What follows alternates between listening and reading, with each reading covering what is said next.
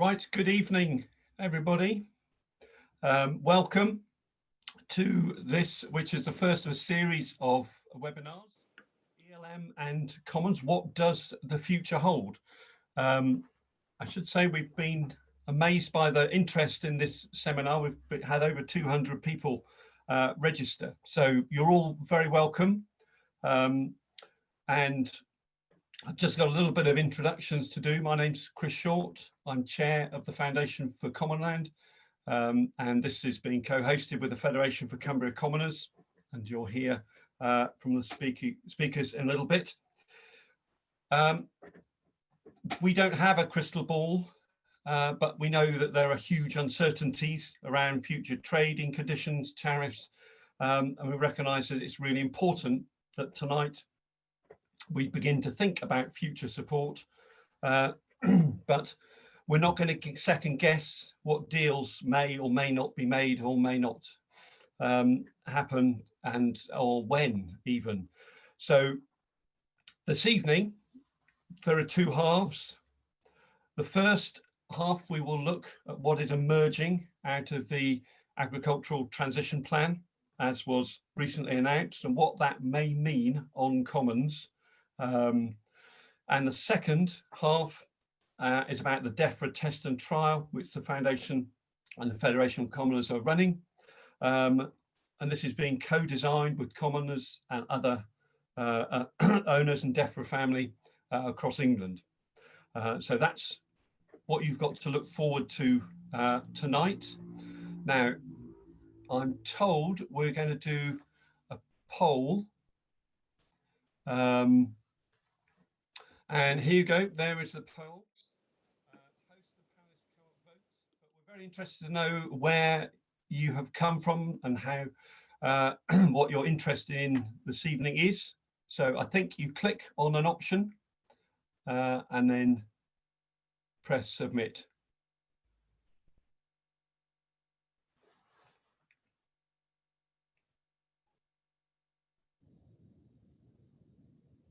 Okay.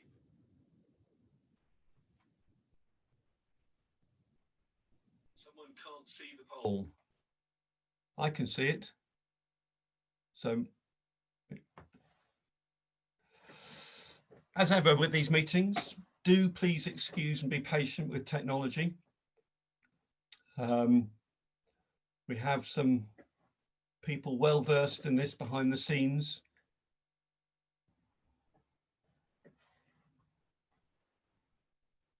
Click polling. If anyone's got any trouble, click polling at the bottom of the screen.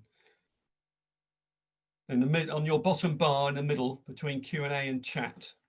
And while you're doing that, my other task was to say that we'll have Q&A in both halves.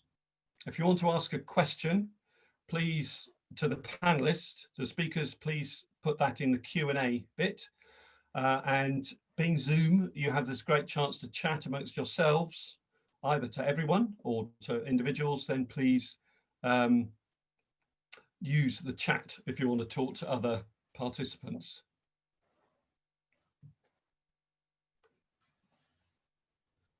So if you minimize your window, that might make the poll appear. The poll has disappeared.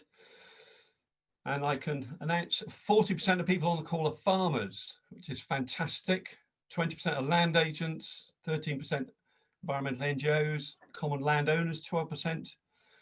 Some fellow academics at 7%. 4% policymakers, 19% others. Sorry, we couldn't find a category to fit you in, but that tells me 162 people on the call, which is fantastic. Right, so I think that's it from me. Oh, sorry, Dave. Davey, you've missed out on that. Hopefully you can find the poll for next time. But if you can see the Q&A in the chat, you'll be well started for the session. So first up, this evening, we're going to hear from Julia Aglionby, and she's going to be talking about the agricultural transition plan. So over to you, Julia. Thank you very much, Chris, and it's lovely to be here with everybody this evening. And a huge welcome. We organised this event at rather short notice, just when we knew the agricultural transition plan was coming out. And I've got some slides to share, and I hope that they'll be coming up in a moment. So the first half of this webinar is really going to be looking at specifically how the agricultural transition plan affects common land, and that's the area that we're particularly wanting to look at tonight. Some of it will be general, and we're going to be looking at three particular elements of this. So I can do that with a lots of little chat in the, like the new glasses, Julia, is this? They're better than the ones that only had one arm, John. So if we can have the next slide, please. So there are three elements that I'd like to cover today. And this is going to be a fairly straight talk. We're very much going to go through what's in the plan, what we know, what we don't know, as importantly, and what we can all do now to create a better future for commons. I should just add, for those who don't know, that the Foundation for Common Land is a registered charity, and we exist to enhance the public benefits from common land and from pastoral commoning. So we're very much sitting in that middle ground. We're not a membership organisation of commoners. We're not there to represent any particular voice. We're very much there to improve the public benefits and the multiple public benefits that exist from commons. So we can have the next slide, please, Lindsay. There were very few figures in the agricultural transition plan. And for those who haven't looked at it yet, there are two versions of this available on the gov.uk website. The first is the agricultural transition plan, the path to sustainable farming. And that's about 66 pages. And the second document is called Farming is Changing, and that's about 28 pages. But in both these documents, there was one key table for those who are currently farming, and that is the decline in basic payments over the next 4 years. So many of you will have just received your basic payment scheme. I think over 95% were delivered in the first few days of December. Very welcome too. But we do know that over the next 4 years that BPS for everyone will be halved. And if your basic payment is higher, then it'll be more than halved. So some people will be losing up to 70% of their basic payment. We also know that by 2028, there will be no basic payment. This is really one of the most significant changes, or it is the most significant change in agricultural support for the last 50 years, and perhaps for the last 70 years. So this is one thing and this is the big message that government were getting across to us. And if we now move on to the next slide, please, the other big announcement was around how the future support will be given and provided to the farming community and to land managers. This will be available both to farmers and to land managers. And there are going to be three components to environmental land management going forward. Previously, you may have heard about some tiers, tier 1, 2, and 3. Tiers are no longer fashionable. They've been somewhat tarred by COVID reputation, I've been led to believe. So they're now called components. So we have the sustainable farming incentive, we have the local nature recovery component, and we have landscape recovery. And it may be, while these are all new schemes, it may be useful to try and it might be helpful to translate these into old money. So the sustainable farming incentive, while it's structured differently, is a bit more like entry-level stewardship, but with a greater ask, significantly greater ask for farms. And there will be three elements that you will hear about for the sustainable farming incentive: the national pilot, which will be starting next year, Sustainable Farming Incentive 2022, and this is a transitional scheme that will run for 3 years, George Eustace announced this. Initially, it was billed in order to provide some money back into the system as BPS came out. And then that's going to have some of the core elements. It'll be a good opportunity for farmers to get used to sustainable farming incentive. And then thirdly, we'll have Sustainable Farming Incentive 2024, and this is the full-blown SFI. Local nature recovery will be more akin to higher tier countryside stewardship and higher level stewardship in environmental stewardship. But there will be a much broader suite of public benefits that will be paid for under that. And the third component is really new, and that's about landscape recovery. And this is something that on commons may provide fantastic opportunities around peatlands, around that large scale delivering for nature, particularly when you have commons that are contiguous to each other and we have tens of thousands of hectares next to each other. We can really make a big difference for delivering public benefits at a landscape scale. So on to the next slide, please. So just to sum up this sort of what we do know, so really key message, BPS will be less than 50% by 2024 and gone by 28. You will be able to enter new countryside stewardship scheme agreements on commons until you will apply in 2023 to start in the beginning of January 2024. So that's really important to think about as BPS is being phased out. HLS rollovers will continue for expiring HLS agreements until 2024.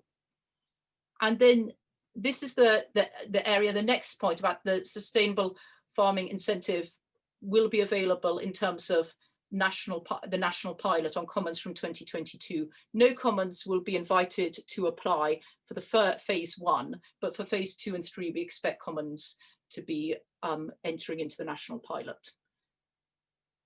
The other key message, what we do know, is that the very strong preference is that all ELM money for commons will be paid to the association. We're delivering public benefits, and this is something I'm going to come back to several times. And then finally, we are expecting the sustainable farming incentive to have 3 bands. So there will be options within that for people to have different levels of ambition within the sustainable farming incentive.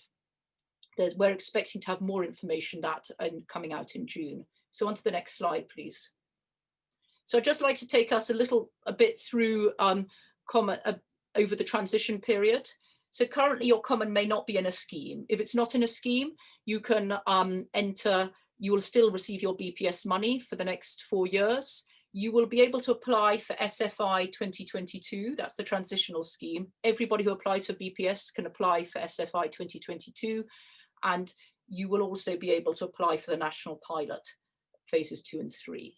If you're currently in an HLS or a rollover, you will continue to receive your BPS and SFI. You can apply for SFI 2022. SFI 2022 is explicitly being designed to work for people who are already in a stewardship scheme, and the same with countryside stewardship agreements. So moving on to the next slide, please.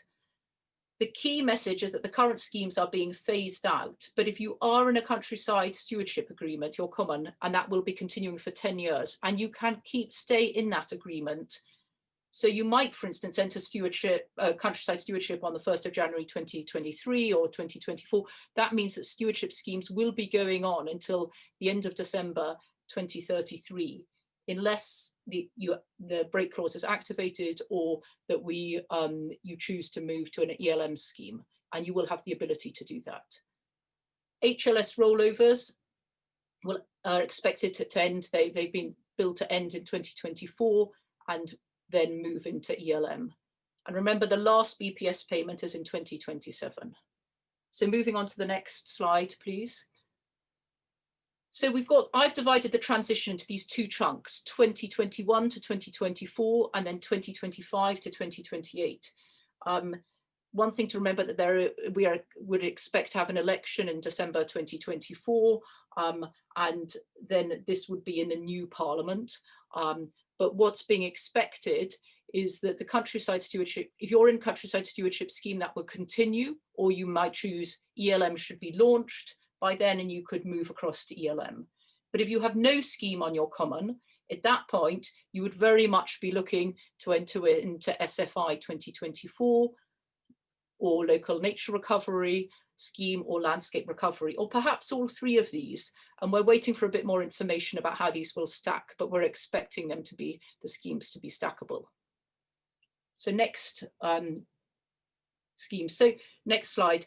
So the key is, what does this mean for me? We know that a large proportion of people on this common are BPS, are commoners or the owners of common land. If you're an environmental NGO, you may well also have a stake in a common. So what's really important to understand that at the moment, from your common, about half the money you receive from the common, roughly half comes in BPS and half comes in HLS or CS. So at the moment, you receive half the money directly into your own bank account from the RPA, and half will come via the association, your stewardship money. So that's for the first part of the transition. Then if we look at the second half of the transition from 2025 to 2027, there will still be BPS being paid during those 3 years, and that will continue to come directly to your bank account. But if you're in countryside stewardship, SFI, local nature recovery, or landscape recovery, all that money will come to the association. I think you're beginning to get the message about the importance of the association, I hope. So moving on to the next slide. This is our brave new world. You're a commoner, you're wondering what's going to happen. The very act of commoning is working in common, having rights in common with other people. And this is never going to be more important than it has been. So these are the schemes we expect to be running from 2028 onwards. Some people will still be in countryside stewardship. It'll by then be called a legacy scheme. We will also have sustainable farming incentive, the local nature recovery and landscape recovery. So all this money is coming via the association. And we can move on to the next slide, please. So the key is, what don't we know? We don't know what the overall agricultural budget after 2024 is. So we expect the current spend until 2024 for England to be about 2.4 billion. We have no idea how much money there will be in the piggy bank after then, or what the commitment. We don't know which government's going to be in power then. Coming closer to the current time, we don't know how SFI 2022 will be paid on commons. I think it's going to be really challenging to get that to be paid via associations in 2022. And an idea I've had recently, and it'd be interesting to know what others feel, is that this is paid a bit like the HFA was. People may remember the Hill Farming Allowance, and because it's linked to standards, you would tick a box on your you would tick a box on your BPS form, and that the declaration that you have complied with those standards. But this is something we need to make sure to get all commons, to make sure they all can have access to SFI 2022. We don't know what the options and standards are for SFI and for ELM on commons. The Defra are developing these standards at quite a quick rate, but nothing's yet come out for commons and for unenclosed grasslands, though we are working very closely and providing input to Defra on that. We don't know what support there will be for commons governance or administration. Currently, people will receive UX1 under environmental stewardship and SP10 under countryside stewardship. We don't know what support there will be. It's really essential to get the best possible outcomes. We don't know what the payment rates are for ELM, and we don't know the duration of ELM agreements. Duration is really important. We all know how long it takes to negotiate a commons agreement, and a lot of feedback is that these should be significant long agreements with opportunities for reviewing, but making sure that we can deliver a lot of outcomes, take a long time to deliver on commons. So moving on to the next slide, please. So the question is, what can you do now? And I know that you may feel I've provided more questions than answers, and I apologize for that, but I think it's really important to understand what we're working on and going forward. But there are lots of things that every individual person can undertake, every commoner and every owner of common land can undertake now. And I've divided these into resilience and adaptation. So resilience is really keeping oneself secure. Number one is not going bankrupt. So it's really important to make sure you A, keep the cash coming in, and B, limit the expenses going out. I know this sounds very basic, but it's absolutely essential that we all become much smarter at this. Some people obviously will be very on top of their expense, their accounts. I would really recommend that people look at this In terms of getting the cash coming in, if you're not already in a scheme, consider a countryside stewardship agreement. I know it's not easy, it doesn't always work, but consider it. In terms of increasing efficiency and reducing your costs, really think about your inputs. Are they turning a profit? Then looking at adaptation, here, consider as a common, get together with your commoners, your vision for the future. Map the assets on your common. What public goods do you have? What's your offer to society? And then look at developing a range of options, because we may have to move very, very quickly, because a lot of these schemes take a long time to develop and suddenly the window is open and you've only got a few months to get going. So the more thinking we can do now, the better.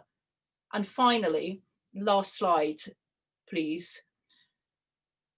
I just want to really stress the importance of good commons governance, and that we will be working very closely with, and I have already started with the RPA, looking at how commons agreements will be governed. There are substantial public monies being paid, and it's really important in order to both keep communities functioning well together and to make sure that the money is spent well and the right people receive it, that we have effective governance of common land. That includes both the internal agreement that you have between yourselves. It includes how one is registered with the payment service to make sure everybody who's benefiting is registered.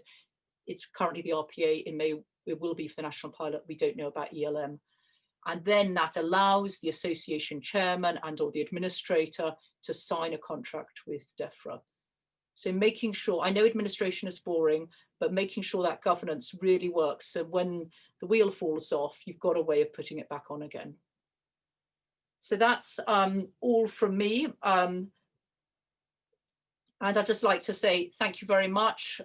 If you want to, you would ask any questions, please do. Well, thank you very much, Julia.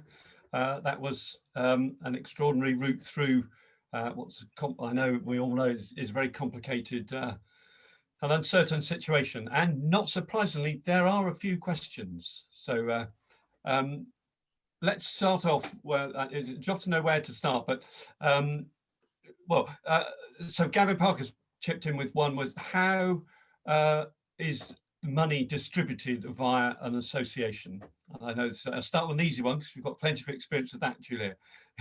Well, thank you. I think I put 65,000 hectares of common land into HLS and UELS in when they came on stream. So all I can say is it depends. There are many variations.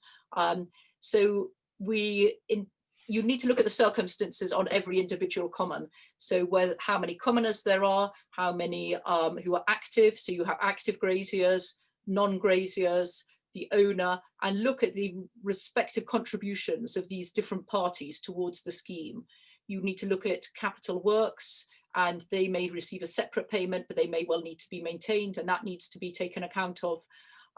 And it is a long negotiation, and this is why it often takes 18 months to put together a scheme, a lot of late night conversations, a lot of early morning conversations, quite a lot of stress among the parties, sometimes tears. These are tough negotiations for everybody involved. And we know without BPS as the buffer, it's only going to be harder. So this is why I'm really encouraging people to start thinking now, so that they're in the best possible shape. So continuing on that theme, so we're touching on governance here. So the question about there's an enforcement requirement within that governance, is there not, Julia? Oh, absolutely. I once had a time where we had someone who was putting out silage and they were only allowed to use hay, and we had a sort of military operation with quad bikes at different stages, and we had another car ready to take the sample straight to cars to be tested for this content. Was it silage or was it hay? Enforcement is all organised by the commoners, I hasten to add. Enforcement, I think what we want to do, enforcement's a very strong word. What we want to do is, it's a matter of people have signed a contract, and if you've signed a contract, you ought to meet the terms of the contract. Is a commoner in County Durham said to me, Julia, they're closing Alzheimer's clinics in Newcastle and they're still giving me my money. So I think it's a matter of making sure people do what they've said they're going to do. And if they don't, having a system, firstly, withholding the money. So I've had a case this weekend where I've been dealing over the weekend with a potential breach, and that's something that I've had to look into, collect the evidence. So really important that we look at that. But those checks and balances are really important. And in terms of signatories to those internal agreements, those associations, that is likely to mean that you'll need the common owner, the landowner. Yes, in terms of all parties, whether they're commoners or owners, have legal rights. If they're commons rights, they're an incorporeal hereditament. If they're the land, they're a corporeal, i.e. it's physical. But it's really important that everybody who has a legal right participates. Now, how they participate will depend on the circumstances, whether they are an active as an owner, whether there are many owners who do a huge amount of work on their commons, and they would expect to be very involved in a scheme. There are many commoners who are very active, but if someone is not active, whether an owner or a commoner, then that's something that then needs to be considered. And also it's about power, because we know that we can have people who can disrupt agreements for the wrong reasons, and that requires a negotiation, again allowing time so everyone knows what the scheme is and what it isn't. Yeah, good. Thank you, that's very clear. So you talked about, there's a couple of questions about BPS. So this traditionally, as you outlined, goes to the individual farmer. How are they going to link into the new scheme? As the comment here, some farmers still don't realise part of their BPS payment is from the common and they don't use the common. Yes, well, if people are filling in their own BPS form, they should know that they're putting their common rights on their form. Maybe if they've delegated to an agent, they don't know that their common rights have gone on. There are quite a lot of non-active commoners who claim BPS on the common, and they may not have grazed. Some people haven't grazed since foot of mouth or long before then, and they are still claiming money off the common, and they're not actively grazing. It's really important for people to remember your common rights are the rights for your animals to eat the vegetation on the common. That's what your right of grazing is. So if people aren't active, then they may want to consider how they're contributing to the common. Changing tack a little bit. So many commons fall within protected landscapes. So there is there a sense of how national parks or AONBs fit within these payments? Is there a special dispensation for those areas, as we know, or not, or is that not? This is a national scheme, so there's Defra's policy is no white space. So it's not like ESA schemes where they were in very designated, there were lines around maps. So every common will be able to apply for ELM. We do know in the announcement in the Agricultural Transition Plan that there's some specific funding that is being targeted towards farming communities in our national landscapes, both AONBs and the national parks. But for ELM, it will be available to all, irrespective of where their common is. Excellent. So one of the strands is local recovery, nature recovery. Is that linked to the nature recovery strategies developed by local authorities and councils? Well, the local nature recovery strategy are just being developed at the moment, and there have been some pilot areas going on with this. Certainly where a strategy has come forward, people will be well advised to reflect on that, and that then they may also be able to link in with other agreements. And we think there may also be the ability to have some bonus within the local nature recovery component in terms of collaboration with others as well. So I think the idea about the local nature recovery strategy is that you have these networks, nature recovery networks across larger areas, that allows bigger benefits, bigger, better, more joined up. Yeah, I think we'll time for one more, and we'll try and answer those which we haven't covered. But obviously advice is going to be critical to this. For some, the facilitation fund has been really useful. Is there a sense that this might be expanded or incorporated into ELM? Well, the facilitation fund has been about clusters of farmers coming together. they can't provide one-to-one advice. So it hasn't really worked on a common because you're effectively one agreement holder. But we do know that Defra are spending a lot of time looking at the necessary advice. What we would stress to Defra is that it's really important that commons have independent advice that's provided. And we know that the better the agreement, the better the outcomes for the public from agreement. So it's always money well spent. And in order to get a robust agreement that delivers, that people have ownership of, we know that we can learn from Simpson's work that's done in Wales with Commons development officers. Currently, there are networks of land agents across England that do this type of work as well. I'm one of those too. But it's really important that the right advice gets there. Too often I'm brought in, and other land agents are brought in to pick up the pieces afterwards. What's really important is that government provide the right support for commons to develop a scheme that works. Great. Thank you, Julia. Thank you so much. We'll leave it there. As I say, we'll try and get back to other two questions. I'm sure Julia will be interested to see which ones I missed out. But that's great. And we'll go on to the second half of our evening. So this is Joe Swiers and Viv Lewis, who are going to be introducing the Foundation for Common Land and the Federation for Cumbria Commoners test and trial. This is where we're looking at commons in particular and how they can interact or relate to ELM and its various forms. So over to Viv and Joe.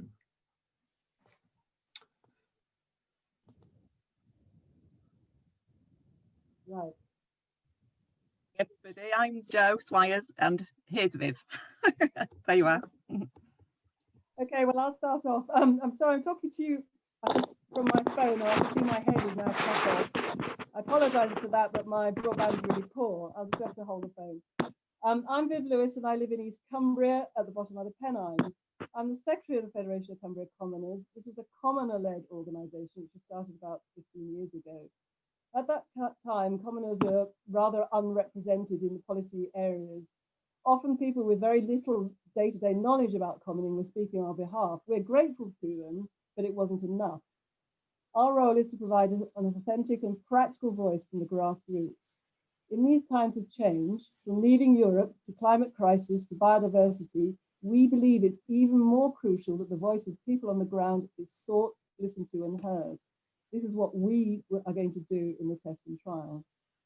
I'm also the secretary of a large commoners association delivering an HLS, and we're in the process of negotiating an extension. That's an interesting experience. I'm just being told that my thumb was covering the, can you see me now? Yeah. And I run a small farm and a block of sheep. I wrote the proposal, the test and trial proposal in conjunction with the Foundation for Common Land. And Joe. Lindsay, could you share our first slide, please? And I'll just introduce myself as well.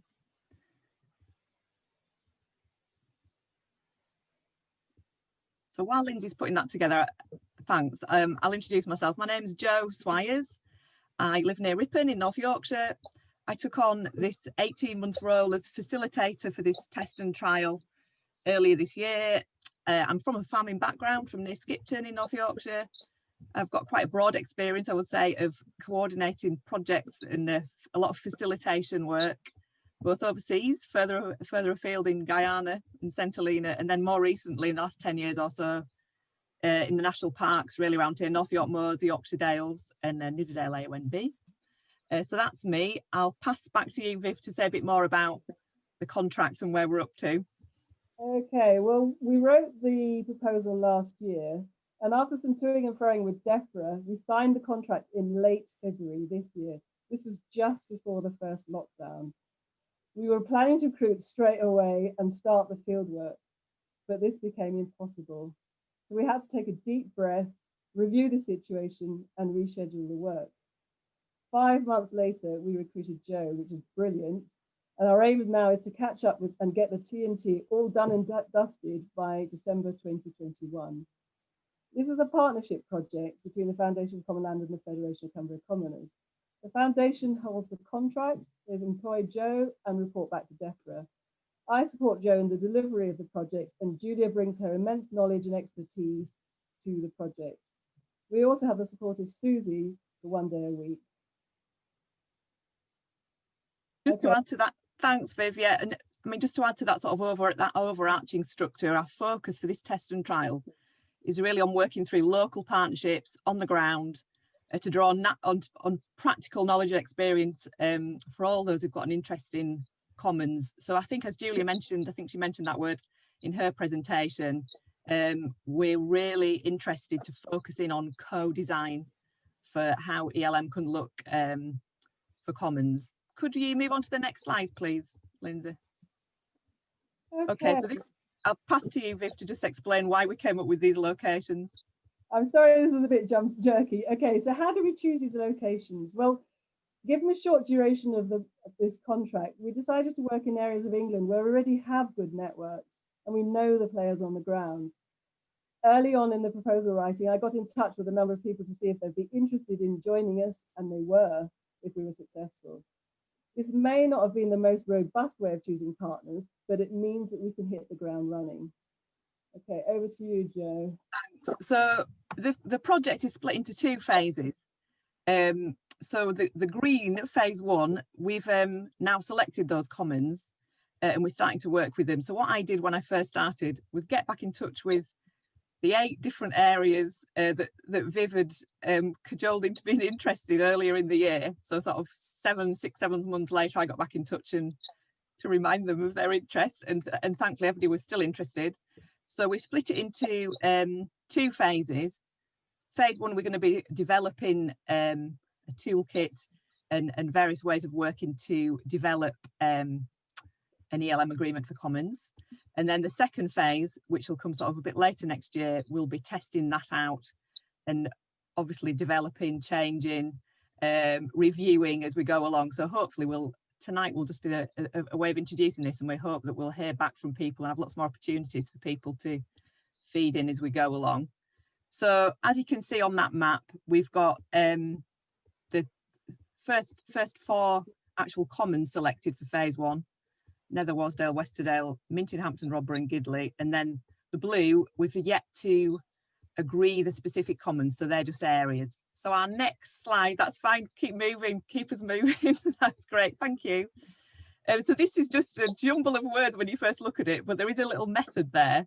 And why I put this together, just wanted to show you how we came about trying to select the commons, recognising that every common is unique and there's a massive variety of characteristics for different commons, whether it's what kind of owner there is, how many people own rights, who manages the common, whether the common's in occurrence got a scheme, what type of land it is, whether it's in a designated area like a national park, and a whole ream of other things that go with it. So what we're trying to do, and it won't be perfect, is keep going back to this list and making sure that we've got a good mix of these characteristics as we look at our 8 different commons. Other things to say just as we get going, we're working, as I said, we're trying to work as much as we can locally. And obviously, Viv and I and Julie can't all be in 8 places at once. So we're recruiting a local facilitator to work with us on each common. And we've got 2 local facilitators recruited now in the Lake District and the North York Moors, which is great. And also gathering together a small advisory group to work with us in each area.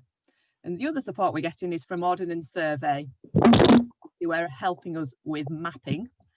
So I'll just quickly whiz through a whistle-stop tour, starting down in the southwest. If you could move on, please, Lindsay, to the next slide, of the 4 commons that we are hoping to work with in this first phase. Some we've started. This is Gidley. We've just selected this common on Dartmoor. It's a common that's got joint ownership, a private individual, and it's also part of the Duchy of Cornwall estate. Grazes cattle, sheep and ponies. And this lovely photo from Adrian, thank you Adrian, shows something that goes on once every 7 years on Gidley Common, beating the bounds of the common, so walking the boundary and cleaning the boundary stones. So moving on a bit further north, please. Thank you. This is Minchinhampton and Rodborough in the Cotswolds. And yes, it does have a golf course in the middle of it. So it's quite different to the one on Dartmoor. It's 2 commons next to each other, which grazes cattle and has lots of recreational use, and is also treasured for its special habitats and species, including the large blue butterfly. Next slide, please. So heading up now into Cumbria, this is Nether Westerdale in the western bit of the Lake District, a big 2,000 hectare common, lots of herdwick grazing, and I think there are 9 active grazies on that one. And then if we go almost directly east, and a little pub quiz question for you, which is further north, Westerdale Common or Nether Westerdale? And I can't actually tell from the map. So this is the final one of the 4 in our first phase. This is Westerdale Common in the North York Moors, which is owned privately. It's also very important for its shooting. And it's mostly triple SI and obviously grazes sheep. So that's a quick tour of our 4 commons that we're starting to work on. I'll pass back to you now, Viv, for the next slide. Okay, some issues to consider. Julia mentioned quite a few of these issues, and we'll just go into a bit more detail what we're looking at in this test and trial. But stating the obvious, there are 2 main parts to environmental schemes: getting agreement and delivering an agreement. This slide shows some of the key areas we're looking at during the course of the test and trial. These are the things we want to talk about with the commoners, with owners, with local people who are interested in the common, with Natural England, with Defra, with RPA, wildlife conservation staff. So the first one is putting together an ELM agreement. Sounds easy, but on some commons, and Julia alluded to this, it's like getting a Brexit agreement. There's a lot of negotiation that has to go on. In my view, it's probably the best outcome is if everybody gives way a little. I found it as important that everybody feels that they're interested in listened to and included as far as possible, and the key players don't feel too hard done by. Otherwise, they may want to scupper the scheme and the agreement for the future, and this has happened. We need to get people engaged. Schemes don't just happen on their own accord. This is about knowing the lie of the land. Who is actually taking the lead? Are they representative? Who's missing? Who's not taking part and why? What happened before? Were they in previous schemes? Did it work well? Did people come out with scars? These are all things that we need to learn about. This is what I call the people baseline. All schemes have an environmental survey, but as far as I know, none have a social baseline of who's taking part. This is crucial. The next one is understanding public goods. This is new to a lot of us. Where are the public goods on the common? What are they? What condition are they in? Who's able to do something about them? We want to develop a participatory health check, looking at what we've got, how good is it, how can it be improved? Can we come up with a condition score? A bit like triple SIs, but we will all have an input in scoring the public good. And hopefully we can all get a better understanding of how to improve it. Then agreeing to prioritize what to deliver. We can't deliver everything in 10 years. That's assuming ELM will be 10 years, and we don't know this. What can the people delivering the scheme think they can actually achieve in 10 years? What does Natural England want? This is all part of this complex negotiations that Julia talked about. Working with advisors, and Julia's touched on that. When working, part of our work is going to be a toolkit and guidance. When working with a land agent, how do you go about choosing one? How independent are they? Who to choose? How much to delegate to this person? How much will it cost? These are all things we want to look at. And Julia talked about this. Who gets paid for what? This is really tricky. Who actually owns the public goods? Who contributes to their condition and quality? How do we work it out? Who should get most, should those who do most of the work get most of the money? How do we share the money around fairly and equitably? These are things that we're going to be talking to commoners, talking to owners, and seeing what they think. Governance and decision making, again, Julia's mentioned this. I mean, this is absolutely crucial, and it's going to be more crucial in the future. Who has the right to make decisions, and are they included? Which decisions should be made delegated to a management group? Which decisions should be made by all the agreement holders? Should decisions be made by a majority or unanimous decision? Currently, we know that a minority can block the majority signing up to an agreement. Is this reasonable? Does this changing? Can we even change it? I mean, it's very difficult, but we want to look into this and see what people are thinking. What should go into an eternal agreement? So going on to delivering the ELM agreement, again, it's not easy. So in my experience, do people actually understand what they've just signed up for? How are we going to make this work? They're long and complex documents. Do people just file them away and never look at them again? Or how do we help people to understand the agreement? How do we share this responsibility for delivering the agreement over the lifespan of the scheme? Should this be delegated to management committee? Who should be on the committee? How will they get voted on? Often it's a really thankless task to be the chair and nobody wants a job. How are we going to get people to chair these chair the associations? We often find that someone just reluctantly steps forward and then they've got the job for the life of the scheme. This isn't particularly satisfactory and it's not fair on them. How are we going to go about this? Then there's the whole thing about administration meetings, AGMs, running the scheme. Who does it? Do people know how to take minutes? Do people know how to chair well? It's all about communications and transparency. And dealing with breaches, resolving disputes. Breaches are often mentioned in internal agreement. Julia gave us an example of how to resolve a breach, but often they're actually quite vague and it's difficult to gather evidence. We need to look at this in more detail. What breaches can we actually police properly? And what can an association do when someone's breached the scheme? And then where to go to help. The next slide, please.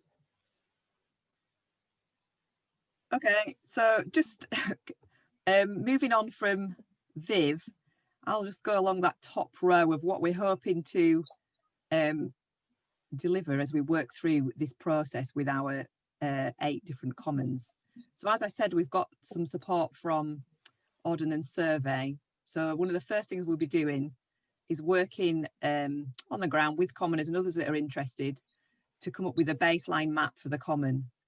So mapping the public goods and what's there and thinking about the health of that and what condition it's in, and looking at where things are and how things work now, whether it's related to commons rights, hefts, grazing, who the different users are, and all the different public goods that the common offers. So that'll be a good exercise in what's there now.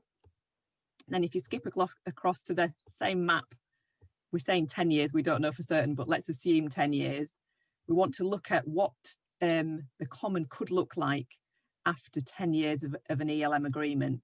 And I've put on here maintaining. So what things do we want to keep that are already good or we're already doing?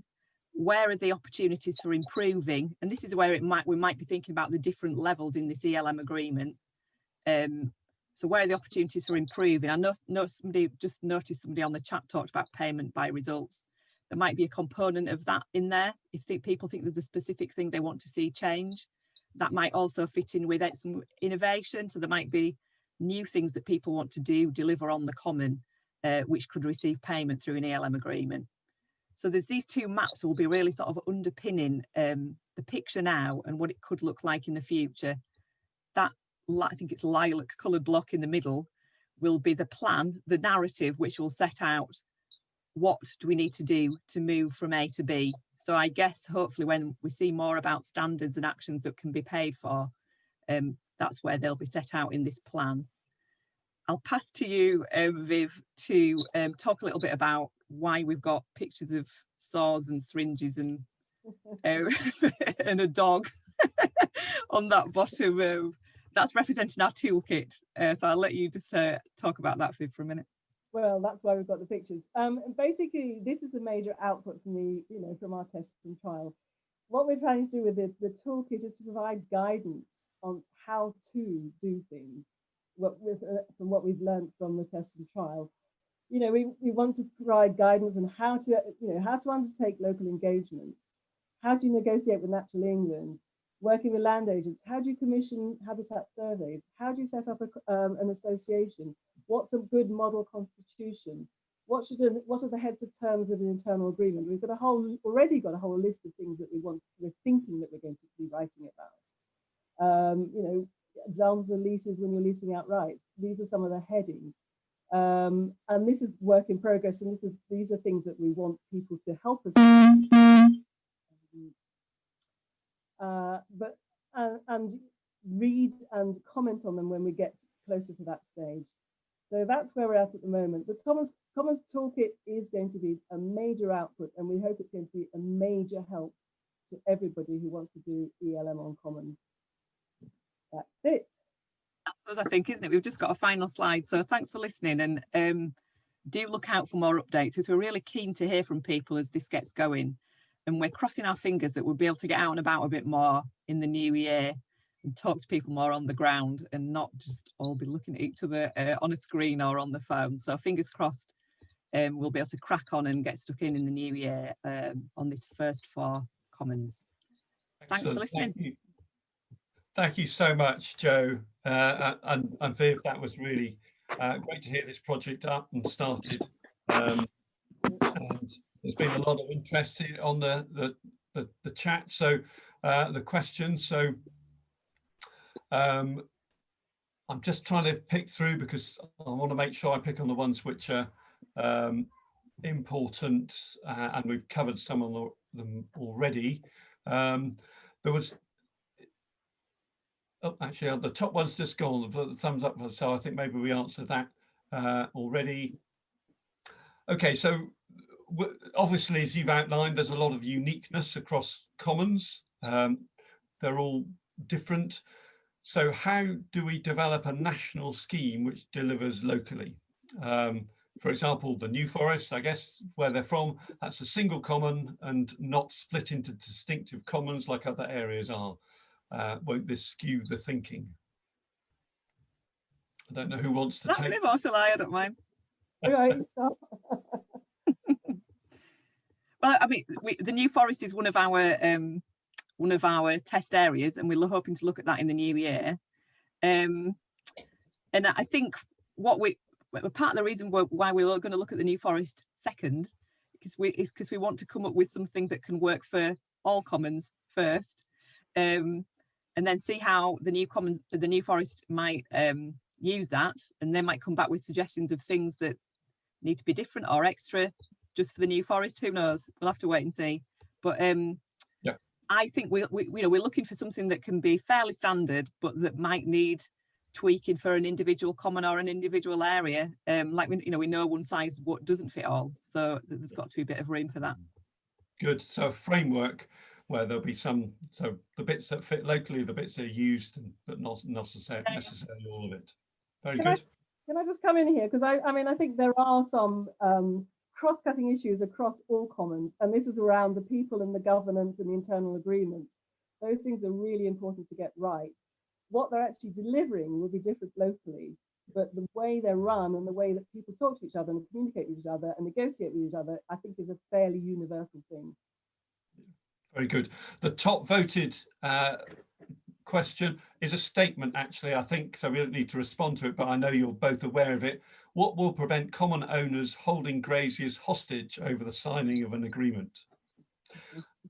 We know that's a very hard topic, and we know that we'll pick up on that because I guess the owners are different across all of the commons that we're working with. Yeah. Oh, no, hang on. The trouble with the voting of the thumbs, the questions all change order. I was about to ask, it disappeared. How will the effectiveness of the scheme be monitored? So I get is monitoring part of our test and trial. So how do we ensure public goods are delivered? How do the change in management and complications with existing wildlife and ecosystems, etc.? One of the things that we want to propose is a self-monitoring scheme amongst the commoners, those who have got the appetite to do that. There already is some self-monitoring going on in Dartmoor, in the Lake District, and this will be one of the areas that we need to look at. It's all to do with, I mean, we need a baseline, we need to monitor it, and we need to see how things go forward. One of the things that we as commoners struggle with is that there hasn't actually been enough monitoring going on due to lack of resources from Natural England. And we want to be much more proactive. We need to find out whether there is an appetite amongst the commoners to do self-monitoring.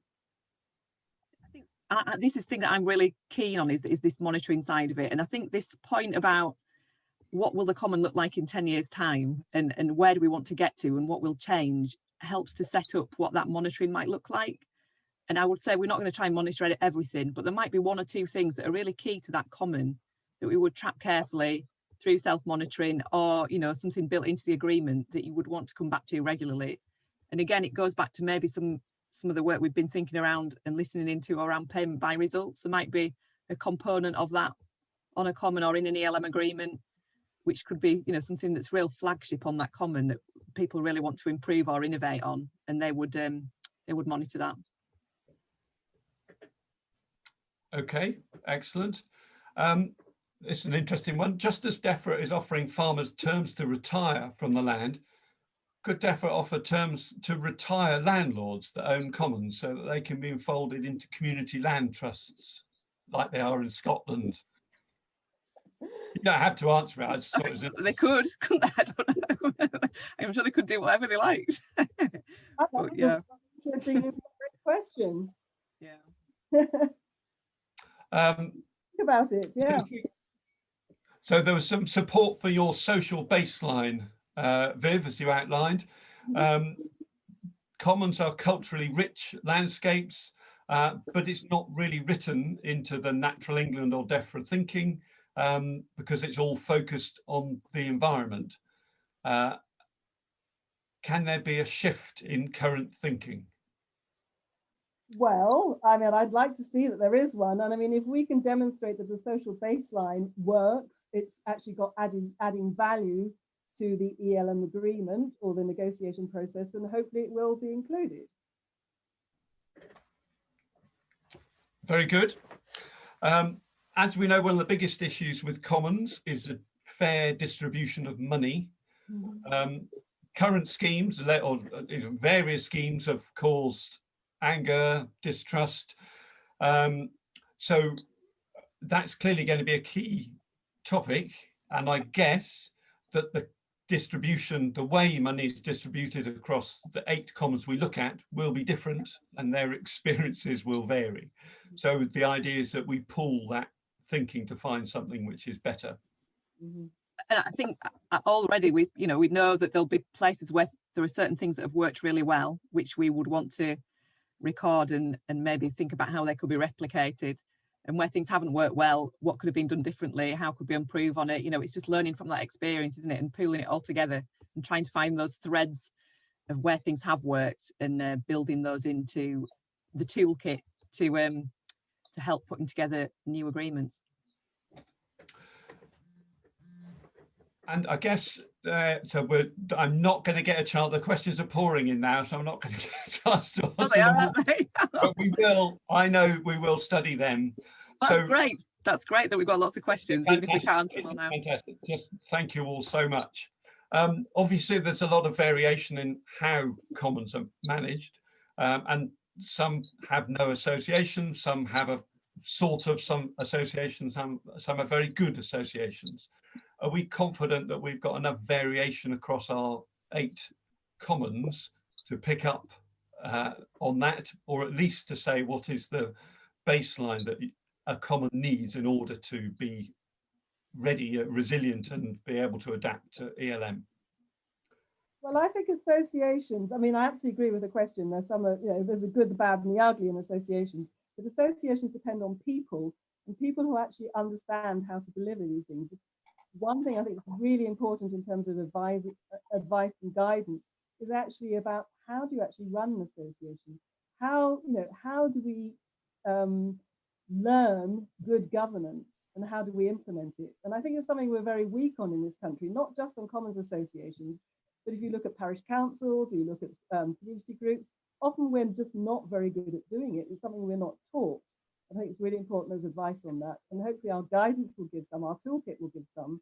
But it'd be nice to, the Foundation for Common Land, or possibly with others, we could run little courses on what is an effective association.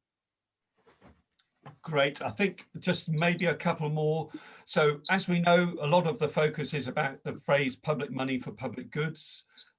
Commons have got lots of public goods, and some of them can be around soils or potentially involving things like carbon credits. So how much is that part of the thinking within this test and trial in terms of the more innovative payment areas? I could, you know, some of the early conversations we've had with some of the commoners when we talked about public goods raised those issues. Soil was mentioned, carbon sequestration and storage was mentioned, and one of the things we've got, not a huge amount, but we've got a bit of money in our budget for this test and trial to support the commons we work with, to maybe do a bit of research into valuing public goods that they would like to learn a bit more about. So yeah, that is a big part of what we're doing. It's you know, we want to look at a really wide range of public goods, and I was really really pleased in that, you know, some of these early conversations we've had, that the graziers that we're talking to and the commoners and others are identifying those public goods as things they're interested in learning more about and valuing on their common. Great. Okay, and we'll promise that we'll finish on time. Okay, well, now I've started, so I'll finish. So one more. So one of the most contentious things about commons is fencing, and is that something that the test and trial will look at as terms of how issues around fencing and the need for section 28 approval will be? Is that something we're going to engage with? If it comes up, then we'll talk about it. Yeah, we're not sort of shying away from anything, I would say. Is that right, Viv? Yeah. Great.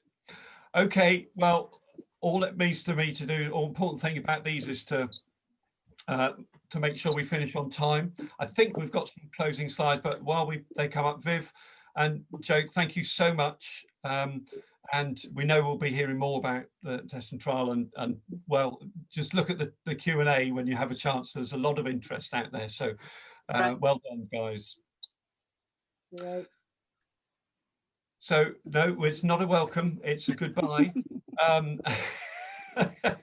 And it's a massive thank you for attending. I don't know if you looked at the participants, but we broke the 200 barrier, I think, at one point. So an amazing amount of interest. And we are going to leave you with a poll. So what we'd like to know is, would you be interested in attending another event? I think that's the question. It should be coming up in a minute. So that's as policy develops, would you be interested in attending further webinars hosted by the Foundation for Common Land? And that's a yes, no, or not sure. So do by all means press the button. David Kraken, I hope you managed to see your poll now, since you didn't manage to have your vote earlier.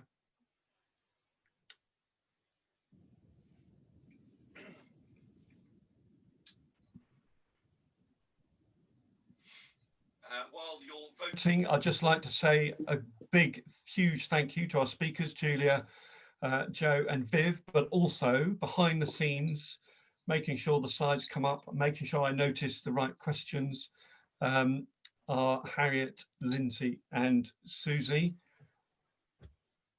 And I think you'll agree with me that that has run very smoothly, and that's a slightly comprehensive vote there.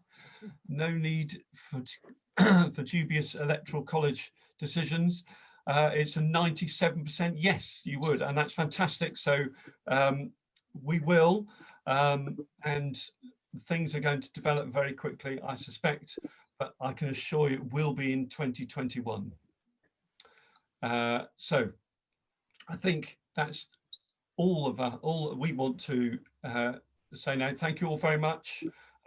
Do put some questions in there if you have anything lingering, and we'll do our best to answer them. And the slides will go on the Foundation website after.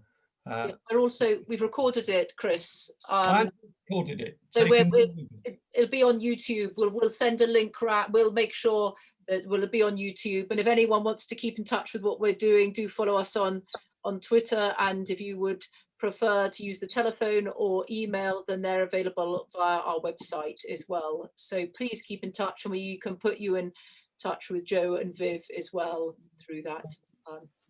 So big thanks. And thank you, Chris, for chairing it so well. Chris, done a brilliant job. It's a pleasure. It's like very easy for me when I get WhatsApp messages telling me what to do next. Right, everyone, enjoy your evenings. Thank you very much.